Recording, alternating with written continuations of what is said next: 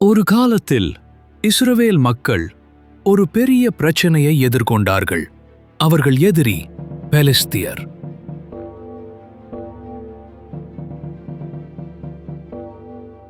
அவர்கள் மீது ஒருவனை அனுப்பினார்கள், ஒரு மிகப்பெரிய வீரன். அவன் பெயர் கோலியாத். அவன் ஒரு பரந்த பட்டயத்தை சுமந்தவன், 8 படிகள் உயரம்.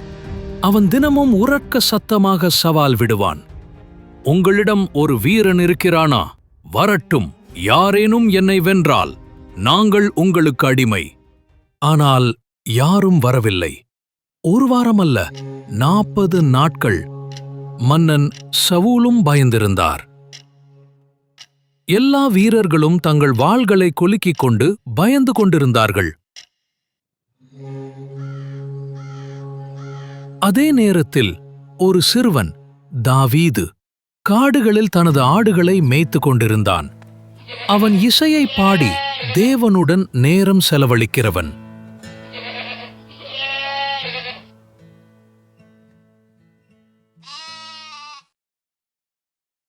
அவன் அந்நாளில் போர்க்களத்திற்கு வந்தான், வெறும் சாப்பாடு கொண்டு. ஆனால் அவன் கோலியாதின் பேச்சை கேட்டதும் அவன் நின்று விட்டான். மெதுவாக பேசினான். இவனை யாரும் எதிர்க்கலையா? இவனே தேவனை அவமதிக்கிறான். மக்கள் சிரித்தார்கள். நீயா அவனை எதிர்க்கப் போற? நீ ஒரு சிறுவன்தானே? ஆனால் தாவீதின் நெஞ்சம் துணிச்சலால் நிறைந்திருந்தது. அவன் மன்னனிடம் சென்று சொன்னான், நான் போகிறேன். மன்னன் அவனை வியப்புடன் பார்த்தார். அவன் ஒரு யுத்த வீரன், நீ ஒரு மேய்ப்பன். தாவீது மெதுவாக சொன்னான், நான் சிங்கத்தையும் கரடியையும் எதிர்த்துள்ளேன். அந்த நேரத்தில் தேவன் என்னை காப்பாற்றினார். இப்போதும் அவர் என் பக்கத்தில் இருப்பார். அவனுக்கு கவசம் கொடுக்கப்பட்டது. அவன் அதை அணிந்தான். ஆனால் அது அவனுக்கு பொருந்தவில்லை. அவன் சிரித்துவிட்டான். இது எனக்கு தேவையில்லை, என் வழியில் போவேன். பொறுமையுடன் அவன் 5 கற்களை எடுத்தான். அவன் ஒரு கைப்பாசியுடன் பள்ளத்தாக்கை நோக்கி பயணித்தான். பேச்சு வந்தது, நேருக்கு நேர், நேரத்திற்கு. கோலியாத் அவனை பார்த்ததும் சிரித்தான். நீ என்னிடம் குச்சியுடன் வருகிறாயா? நான் நாயா? ஆனால் தாவீது அவனை நேராக பார்த்தான். அவனது குரல் தெளிவாக இருந்தது, நம்பிக்கையுடன் இருந்தது. நீ பட்டையோடு வருகிறாய், ஆனால் நான் கர்த்தரின் நாமத்தில் வருகிறேன். அவனது கையை சுழற்றி கல் பறந்தது. அது நேராக கோலியாதின் நெற்றியில் பட்டது. அந்த மாபெரும் வீரன் தரையில் விழுந்தான். அந்த பெரும் சத்தம், அந்த மௌனம். பின் இஸ்ரவேல் மக்கள் ஆரவாரம் செய்தார்கள். அவர்கள் ஓடி வந்தார்கள். கோலியாத் விழுந்துவிட்டான். தாவீது ஒரு சிறுவன்தான். ஆனால் அவன் உள்ளம் பெரியது. அவனது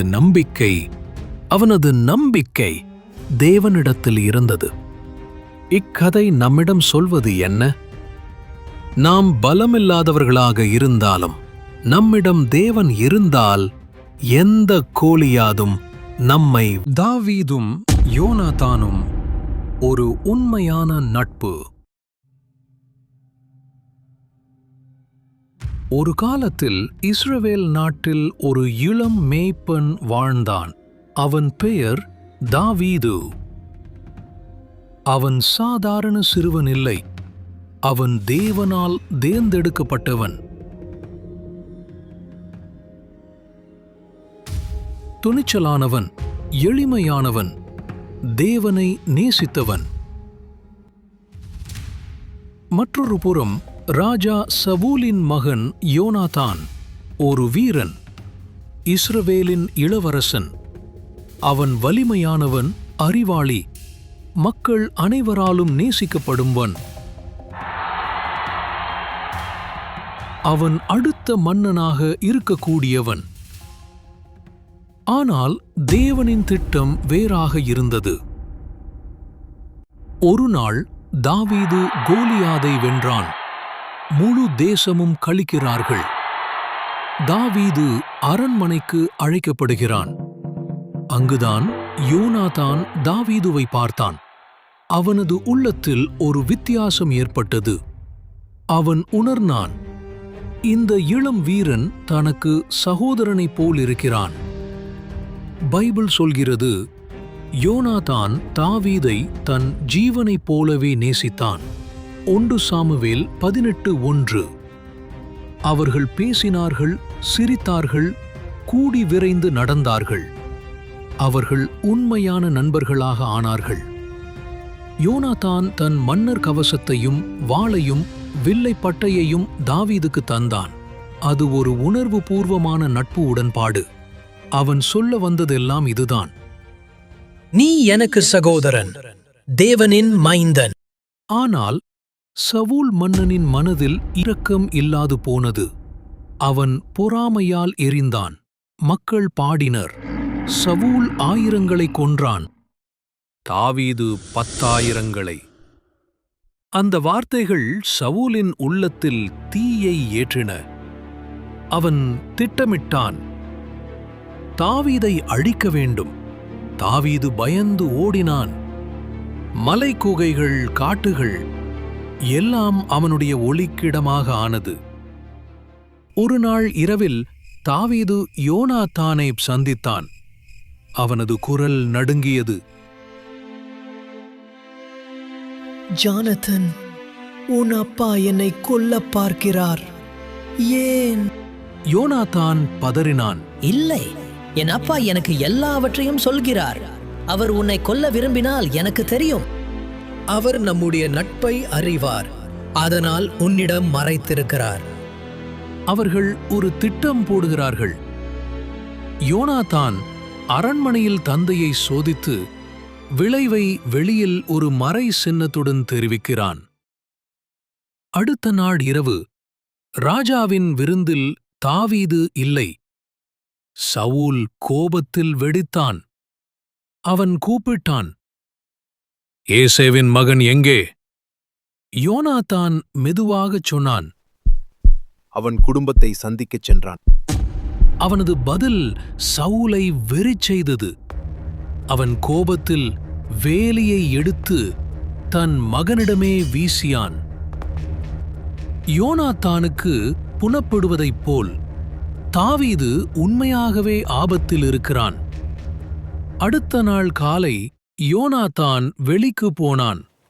அவன் ஒரு சிறுவனை அழைத்தான். அவன் வில்லை எடுத்து ஒரு அம்பை தொலைவில் வீசினான்.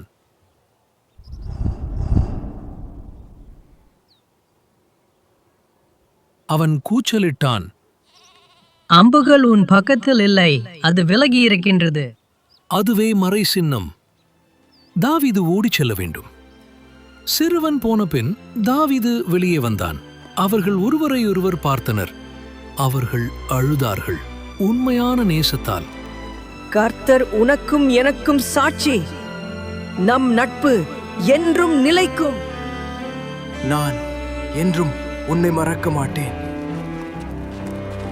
அவன் ஓடிச் சென்றான்.